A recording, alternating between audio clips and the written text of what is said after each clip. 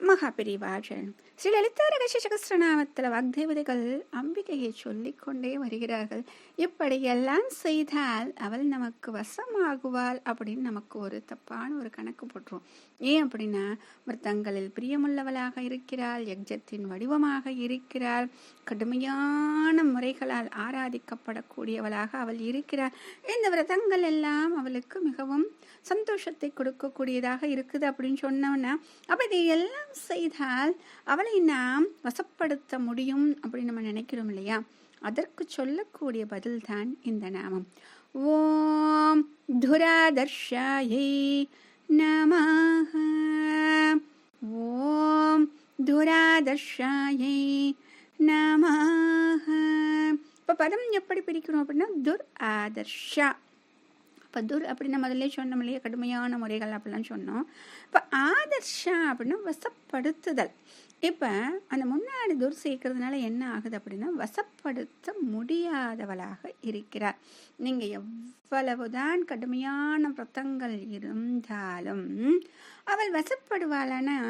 முடியாது, கிடையாது. அப்ப எதற்கு அவள் வசப்படுகிறாள் என்றால், தன்னுடைய பக்தனுடைய பிரேமை, பக்தி, அன்பு பல பேர் சொல்றமே, அதற்கு அவளாக மனம் இறங்கி வந்து அவளாகவே கட்டுப்படுபவளாகத்தான் அவள் இருக்கிறாள். அப்ப அவளுடைய அனுகிரகம் கிடைக்கிறது அப்படின்னா நம்ம என்ன தப்பா நினைச்சிடக்கூடாது அப்படின்னா, அவளை நாம் வசப்படுத்தி விட்டோம், அவளுடைய அனுகிரகம் கிடைச்சிருச்சுன்னு கிடையாது. அவள் நம் மீது மனம் இறங்கி நம்முடைய பக்திக்கு, நம்முடைய அன்புக்கு மனம் இறங்கி மனம் மகிழ்ந்து அனுகிரகம் செய்கிறார். ஆக பலவந்தமாக அவளை கட்டுப்படுத்த முடியாது, கண்டிப்பாக நம்மால் முடியவே முடியாது. அதனால தான் இந்த குண்டலினி சக்தியை சொல்லும் பொழுது பெரியவா அழகா சொல்லுவாங்க. இந்த குண்டலினி சக்தியெல்லாம் இப்போ விளையாட்டு மாதிரி செய்ய ஆரம்பிச்சுட்டாங்க. நம்மளா ஏத்துறது இறக்குறது அப்படின்னு, அது எல்லாம் நாம கட்டுப்படுத்தி அதை ஏற்றவும் முடியாது, இறக்கவும் முடியாது. அது அதனுடைய ஓட்டத்தில் தான் இருக்கும். அப்ப அந்த ஓட்டத்தை நாம் மாற்ற வேண்டும், தடுக்க வேண்டும், குறைக்க வேண்டும், அதிகரிக்க வேண்டும். என்ன செய்யணும்னாலும் அந்த அம்பாளின் அனுகிரகம் இருந்தால்தான் முடியும் அப்படின்னு சொல்ல. அதனால தான் அந்த குண்டலினி சக்தி சொல்லும் பொழுது குருவின் முகமாக இதை நாம் கற்றுக்கொண்டு அந்த குண்டலினி சக்தியை நாம் எப்படி பிரயோகப்படுத்துவதுன்னு நம்ம தெரிஞ்சுக்கணும்.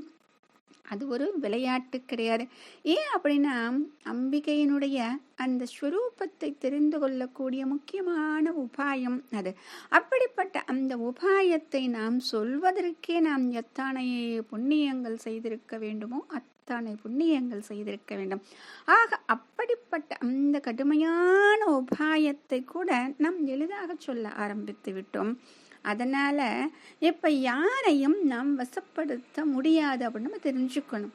நமக்கும் மீறிய அந்த சக்தி என்ன பண்ணுது அப்படின்னா, தானாக இறங்கி வந்து தானாக மனம் உவந்து அவள் நம்மிடம் வசப்பட்டவளாக தன்னை மாற்றிக்கொள்வாராம். அப்படித்தான் இந்த நாமம் இருக்கிறது. மகாபெரியவா சரணம்.